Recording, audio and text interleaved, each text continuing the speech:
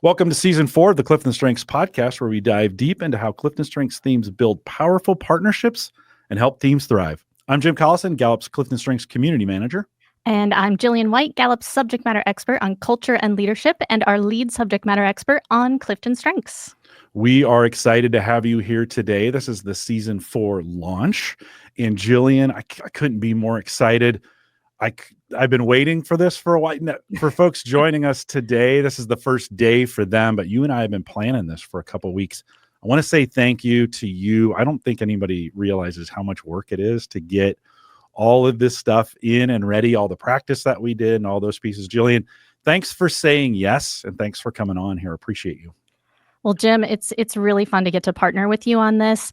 And as many of you know who've been listening to this for a while, you said this is 4th season for Clifton Strengths podcast, 10th season for Jim overall of leading the Clifton Strengths community. So incredible job just building a strong community of strengths practitioners. And Jim, you know, this is something I'm incredibly passionate about. And so, you know, even before this call, we have people who are joining us live as a part of today. We have a truly global group of strengths practitioners. I think we had 4 contents just joining us live today. And I know we'll have a number who are listening to this after the fact. And we truly, truly hope this is something that is helpful for people having more strengths-based conversations that make better lives, stronger workplaces. That's awesome. If you're listening to this in the podcast form or on YouTube, we'd welcome you to join us live. If you want to join the recorded versions of this, we're out ahead of you on that by the time you listen to this, but maybe there's still time to catch up. So head over every Friday. We are available 11 a.m. Central to record these live, and we're on our YouTube channel. Check into the Facebook groups or catch me on LinkedIn if you want additional details. Jillian, I know you. A lot of folks know you from your hosting work at the summit and the speaking opportunities you've had, or maybe even in the consulting that you've done. There may be organizations that are listening now that you've worked with.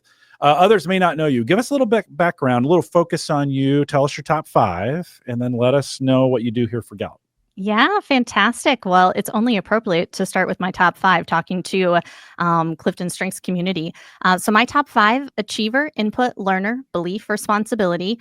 And Jim, I was telling you this beforehand, but I love thinking about our strengths as a visual. And for me, if I had to create a visual around my top 5 strengths, it would be a wheel.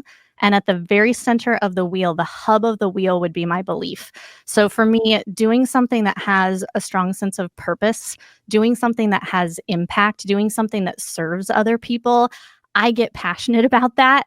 And that's what excites me about even being a part of this podcast, is doing something that feels very purposeful and helping people have more purposeful partnerships. For my work for Gallup, I'm a subject matter expert. So Jim, I've been with Gallup. It's now 16 years, over 16 years. And based out of Chicago, I came here right after grad school. And, you know, a lot of times I get people who say, like, what is a subject matter expert? And it depends on the day what you are talking about as a subject matter expert. But simply put, what I get the privilege to do is to take our Gallup insights and data and simply use it to help leaders lead better inside of corporations and to help companies create cultures of teams that thrive. And so I love what I get to do. You know, you've heard my top 5 strengths. Jim, one thing I got to take on over this past year, we have done some work inside of Gallup to make everything we're creating inside of Gallup be a little bit closer to what our clients are using and doing. And so I've taken on a lead subject matter expert role for Clifton Strengths, which allows me to play this liaison role between our clients and Gallup. And there's a lot of exciting things that are coming out of that. So this is even one of those things that helps us stay connected and serving our clients better. Love that. My spouse has belief really high. Oh, yeah. And so it's going to be fun to now knowing that about you. We're going to spend a lot of time this season thinking about powerful partnerships. Yes. And Jim, I should probably add on the, outside of work side too. I know we'll all get to know each other as we go through these seasons. But that belief shows up a lot of different places. For me, one of my passion projects I've gotten to be a part of was actually through my church and getting to help build a leadership development program. So the belief shows up that way. I also, Jim, you mentioned Sarah, your spouse. I just got married this past summer. And Jim, I mentioned this at the summit, but here's how I knew he was the one. he took Clifton StrengthsFinder without me even asking him to. That's a sign of Of a course he potential did. powerful Yes. partnership right there. Indeed. Well, I'm excited to get to know you. The best part for me in these, and I hear this from the folks that listen live or listen via the podcast, is we all kind of get to know each other during this. And Yeah. so what a great way to celebrate 10 seasons of this and thinking about powerful partnerships. We're going to say that a lot during this season. Powerful partnerships. And we It's a nice think punch to it. we think there's three areas we're going to cover in this podcast, and we're going to break those down much like we've done in the past seasons of the Clifton Strengths podcast, to give you some helpful hints on these themes one at a time. Jillian, if you were to think, I mean, I kind of already said we're talking about powerful partnerships, but if you were going to think about what are you hoping folks get from this from an overarching standpoint, just the opening volley, so to speak, what would you say? You know, Jim, we mentioned this at our summit this past year, but one of the Don Clifton, founder, positive psychology, founder, Clifton StrengthsFinder, one of the quotes that he is known for is saying that our strengths develop best in response to another human being. And what I love within Gallup, we've done an incredible job. Our strengths community has done an incredible job thinking about how to provide things for individuals to discover their strengths. Think about even our book that's out there called Now Discover Your Strengths. And what I love about this evolution is maybe our next book is Now Discover Our Strengths, is that we get to move from the me to the we. And you and I have talked about this on a couple of our past podcasts on Called to Coach. But we know, as you look at the research, there's a greater need for collaboration in the future of work. There's a greater need for partnership. If we have any certified coaches who are listening with us, what is one of the most common questions that you get after somebody looks at their own strengths? They want to know the strengths of somebody they're close to, whether it's their spouse, their manager, somebody they're working with, a good friend. And so our hope through this season is that we get to move from me to we and actually give very practical ways to say, how do we partner better? How do we collaborate better? And Jim, you know me, I've got Input and Learner in my top 5. So I love bringing in some tidbits from our research on this. And any guesses when you look at how many people actually experience a powerful partnership in the workplace? Any guesses how many people do not ever experience a powerful partnership? Oh, that's a good question. I don't know if I know the answer to that one. A fourth of people say they've never experienced a powerful partnership, but go back to our research on this. If you have at least one collaborative partner in your workplace, you are 29% more likely to stay with that company the next year, 42% more likely to actually stay with that company for your career. Now, imagine you're a leader in an organization, right? You better be paying attention to the partnerships that people have inside your organization, because it makes a difference to the bottom line. We know, Jim, we've talked about this, 20% of global workers are actually chronically lonely. And when we help solve for that through the workplace and create collaboration and partnership, it's helping social well-being of individuals. But we also see that teams that do this really well see better business outcomes. So you've got higher engagement. You have higher safety numbers for teams with great collaboration and partnership, better customer scores. They know how to partner better to serve their customers, and higher profitability on those teams. So yes, it's something that's really good for just relationships, but it's also good for thinking about how to strategically give shorthand for talent to partner better, to serve your clients, to serve your customers inside of an organization. Fourth, that's a crazy statistic, I know. right? By the way, you just got a sample of what Jillian is going to bring to the podcast every single week. Like, if that's not amazing, you're going to want to be here for that. She's going to bring a lot of those numbers to us and that expertise in that space. So Jillian, great way to just kind of tell them what we're going to do, but in a way that you're going to do it every single week.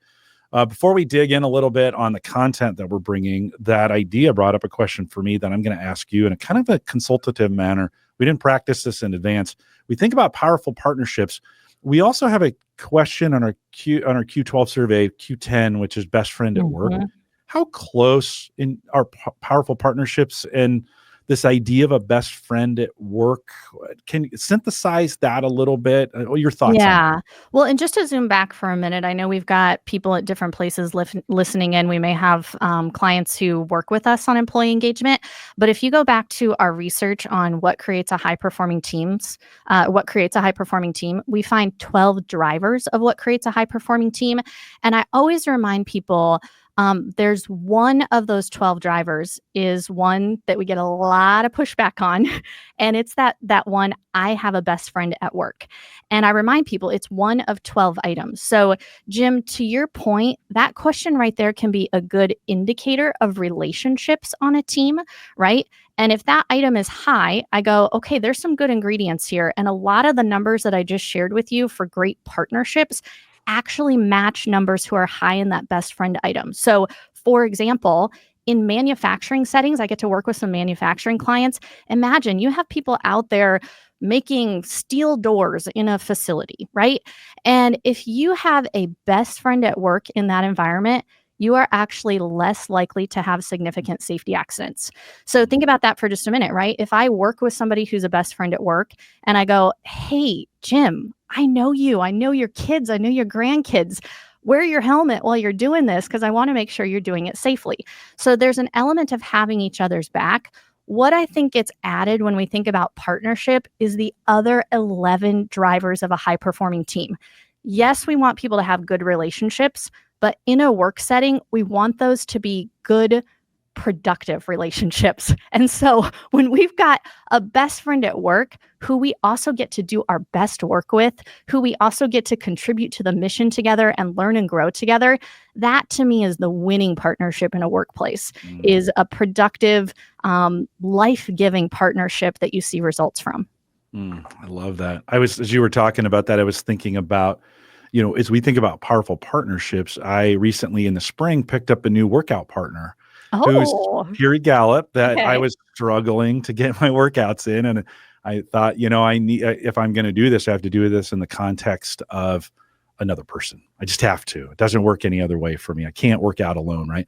And so I picked up Mike Kenny. He'll hear this. And, but he's also a powerful partner to me in this podcast and these webcasts that we do, because he, like you, is a big statistic guy.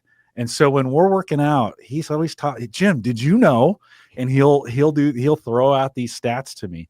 And so it's become not only a strategic partnership from that standpoint, it's been a well-being partnership because we're doing some great things together. And quickly it's become a Q10 for me as far as a best friend at work kind of doing this. So I get 2 for 1 out of the deal. Yeah. How's that for a powerful partnership? That's a great example of a powerful partnership right there. And I would encourage anybody who's listening into this, when your leading question, Jim, was just, what do you want to get out of this season? I would reverse that question to everyone who's listening in, right? So get a very real picture in your mind of someone who you partner with that you find as a vital partnership. And where can you take that to a next level in this next season? I mean, start personal, right? Take one of your own partnerships. If you're leading in an organization, think about how you're supporting partnerships and actually making those be more like that picture you just painted for us, Jim, where it's that person who, when you work together, 1 + 1 doesn't equal 2. 1 + 1 equals 3+, right? As you get to partner. Yeah. No, exciting. Looking forward to that. I'm sure for those listening to the podcast, you're going to hear Mike come in from time to time on this. As Some far of as them may know Mike. He does some coaching out there. His influence on me and some of those things as well.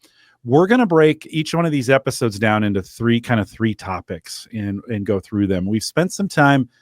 During the summit this last year, we released some new content available for everyone. If you log in to, if you go to Gallup Access and log in and look at your strengths dashboard, now in the community section, which may get renamed here at some point, we'll have to figure that one out as that happens. But the community tab, there is the opportunity that you can connect to other people, and when you do, there's a little compare button there by them that you can now click on. And you get some I bring and I need statements. And we want to pull those out. Why are those important? What are we hoping to do with those, Jillian? And Why is it important as a part of our podcast that we cover that when we think about powerful partnerships? Yeah. So, what you're getting an idea of here, just in this is season launch, is the structure that we're going to use for our upcoming sessions, right? So, we'll always do a quick little refresher. We'll go strength by strength. We'll do a quick little refresher on what that strength is.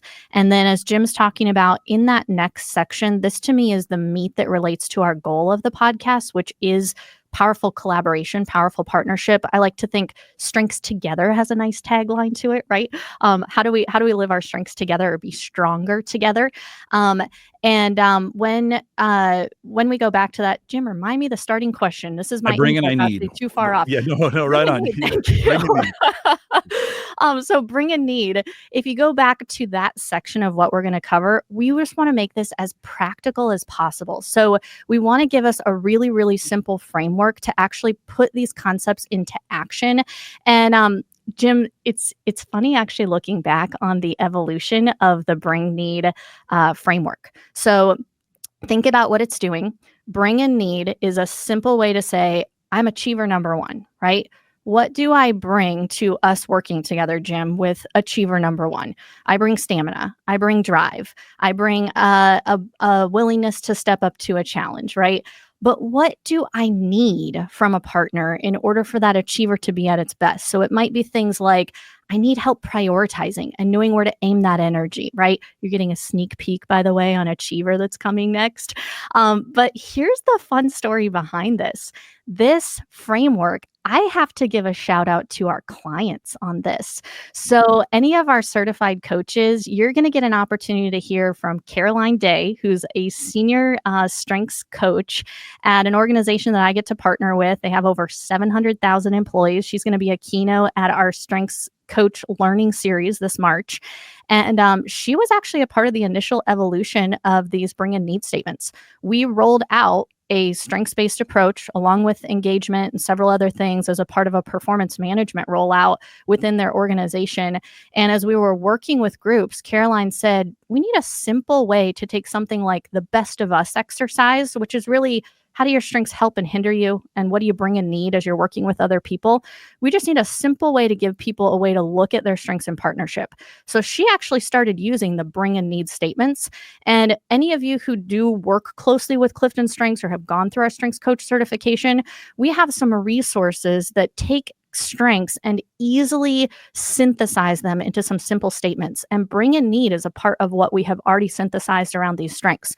So in my role now with being the lead subject matter expert for our Clifton Strengths practice, part of what we did is we said, how can we update our technology and our tools to use things where we've already put in the hard work on the content and take something like that simple framework that clients are already using and bring that to scale and let more people get to use that and take advantage of that. So you're now going to see that mirrored in Gallup Access, our technology tool, but it's also going to be a structure that we now use in this podcast to help people think about strength by strength. What does it bring to collaboration and partnership? What does it need? How does it show up in its best form when we're using that framework? Yeah, and we'll bring those out, kind of vamp on them in our own, bringing some of our own information in. But that information is available out there today for folks who want to get into Gallup Access and see that compared with someone else. Second section we want to cover is on theme dynamics. Talk a little bit about what that's certainly not a new term, and we did a whole season 2 of Theme Thursday is based on that. Thoughts on where we're going to be going with theme dynamics? Well, theme dynamics, as you know, Jim, this is such a fun space to play in. I think section 1, bring in need, pretty straightforward, right? This to me is the art side where we get to play around a little bit. And Jim, you may have some thoughts on this, but the top 5 report that we had come out, one of the things we added in there was actually, I think there's 2 ways to look at theme dynamics. So one is internal theme dynamics, and the second is external. So me and another person and how our themes combine. We're going to look at both in this podcast. So with each theme, we're going to go back and say, what's the theme most likely to partner inside of someone? So if I have achiever, the most common strength that it partners, or the most common strength that shows up with inside of a person is learner, right? So we say, what's different about how I partner with people if I've got achiever and learner?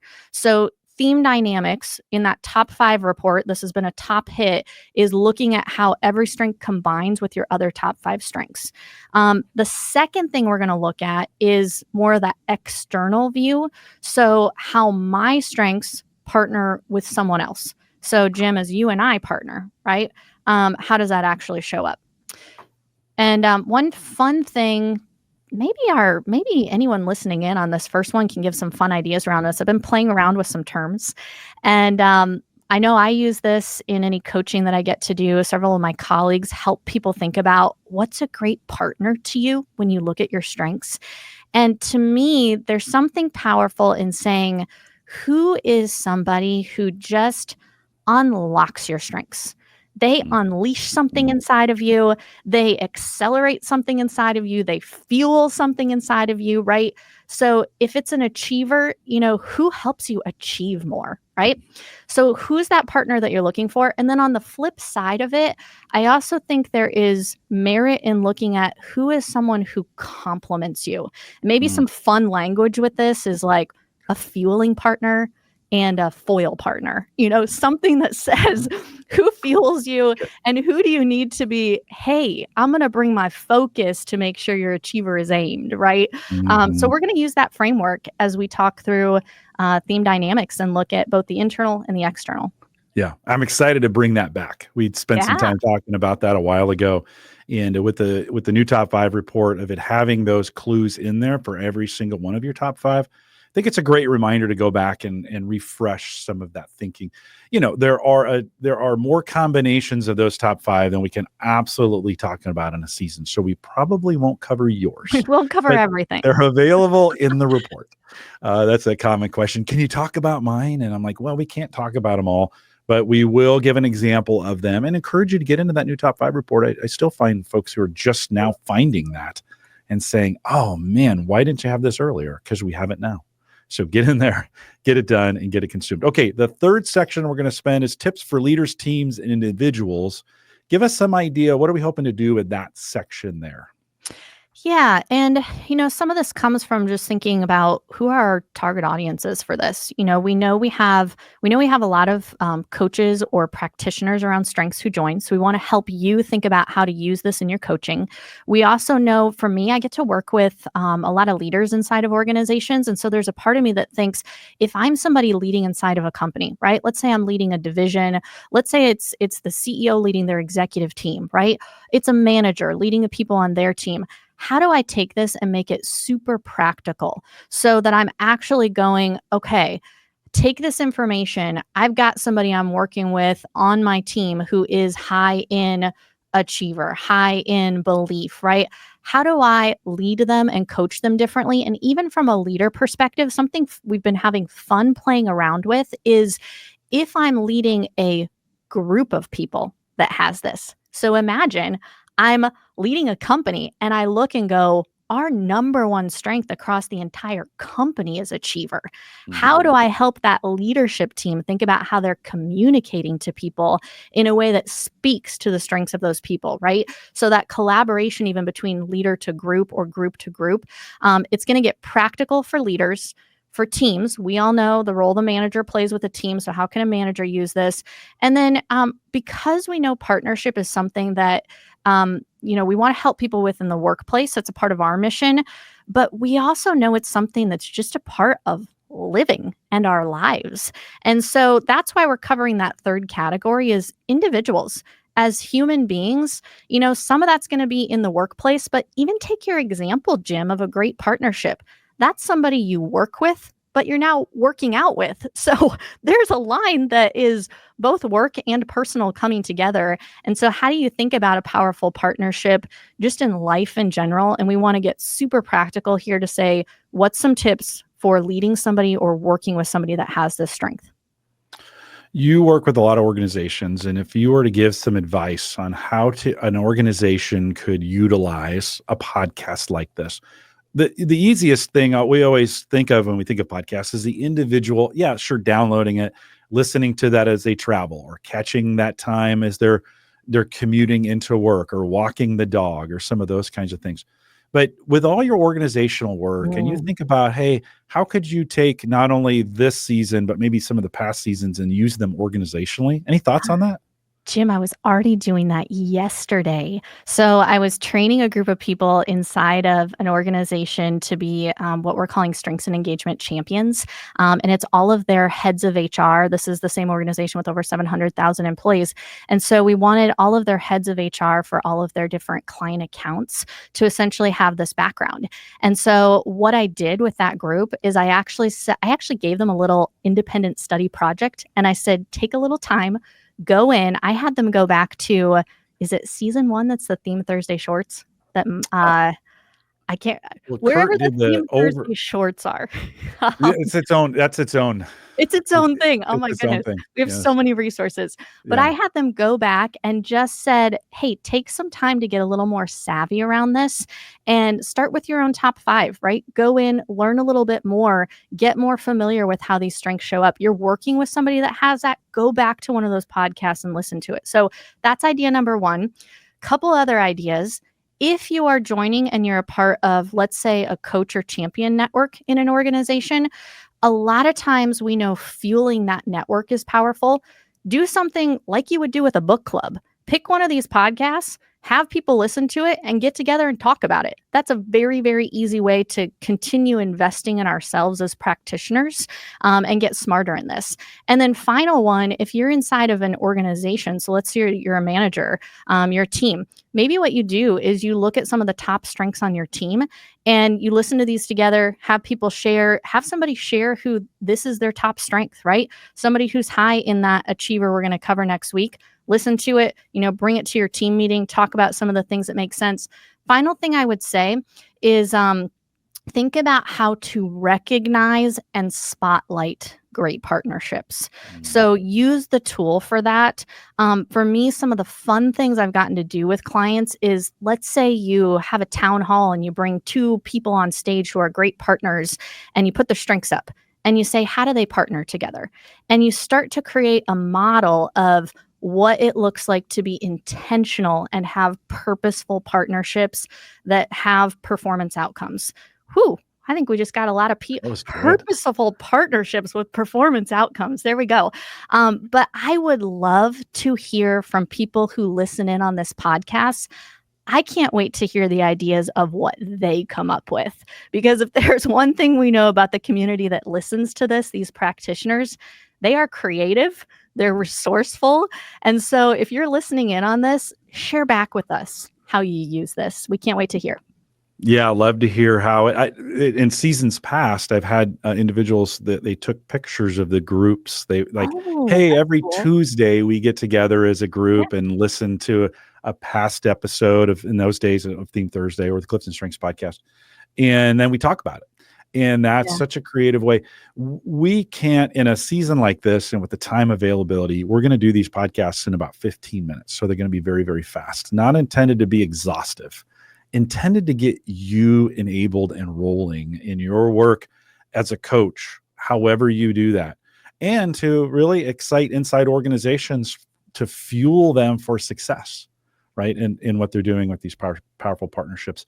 We'll add this to it, Jillian. I think Yeah. if you ever want to accelerate partnerships, the key is recognition, right? Yes. Get powerful recognition, meaningful, authentic, right? All those things that we say in that, but getting recognition working so that I think the partnerships grow faster in the context of authentic recognition. I don't know. You have any thoughts on that before we wrap That's this a up? great idea. And just to put something practical to that, within Gallup, we actually we call it a Power of Two award, right? And people can submit, hey, who do you think is doing exactly what we're talking about, living out a powerful partnership? So to your point, Jim, recognition can be incredibly powerful when we incentivize the behaviors we want to see more of. And so if we know partnership and collaboration is important, how do we recognize great partnerships and great teaming? So teams who are working together. And when you recognize them, bring in strengths, right? Talk about how, even if you don't have Clifton Strengths Finder, talk about how they are partnering in ways that bring out the best of one another to get to those powerful outcomes. Yeah. Yeah. Jillian, any other thoughts? We've come to the end of our time here today. Just a reminder, if you want to join us live, you can do those Fridays, 11 a.m. Central Time on our YouTube channel. We'd love to have you join us live. Final thoughts as we wrap this for today? A final thought is I just want to invite you all on the journey with us. So if you are interested in being a part of creating powerful partnerships, whether that's through your coaching, whether that is through leading in an organization, come join us for this season. We can't wait to hear from you and how you're getting to apply this. Thank you for being a part of a Strong Strengths community, and come join us for the journey.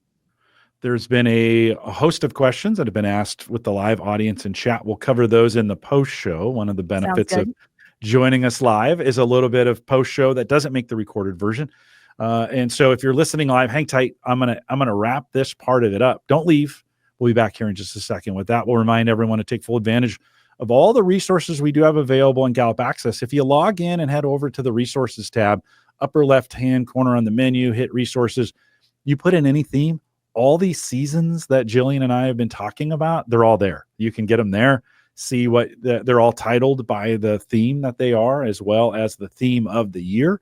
And so a great resource for you if you want to catch up before we get started on this in a full season. Maybe you need to catch up on your top 5. Maybe that would be a reasonable thing to listen to. That's only 50 episodes. Maybe that's a much. Maybe for your number 1, that's a little more realistic. There we go. In a week to get that done. So don't forget, we got those resources for you available as well. If you're listening live, stay around for that. If you're listening to on the podcast, we may have another episode available for you next. Just click play. Keep listening. Thanks for coming out today. With that, we'll say goodbye, everybody.